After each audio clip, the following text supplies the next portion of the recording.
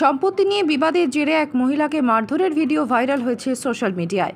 আর এই video viral হতেই হাতে নাতে গ্রেফতার করা হয়েছে ওই ঘটনার সঙ্গে যুক্ত থাকা অঞ্জন ধর নামে এক ব্যক্তিকে।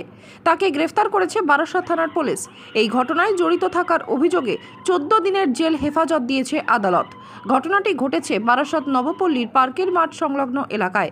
আর এই ঘটনার কথা জানতে পেরেই বারাসাতের সাংসদ ডক্টর কাকলি ঘোষ দস্তিদার বারাসাত শহর মহিলা তৃণমূল কংগ্রেসের সহ সভানেত্রী নন্দিতা ভৌমিককে নির্দেশ দেন বারাসাত থানায় গিয়ে বিষয়টি জানাতে।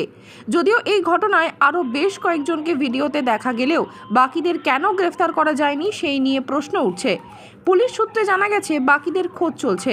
এই ঘটনার পর থেকেই বাকিরা সকলেই পলাতক। পুলিশ সূত্রে আরও জানা গেছে নির্যাতিতা ওই মহিলা এর আগেও পরিবারের বাকি সদস্যদের কাছ থেকে আক্রান্ত হতেন। এর প্রমাণ রাখতেই সম্প্রতি ওই নির্যাতিতা মহিলা লুকিয়ে সিসি ক্যামেরা লাগিয়েছিলেন প্রমাণের জন্য। যদিও এই ভিডিওর সত্যতা যাচাই করেনি এগিয়ে বাংলা।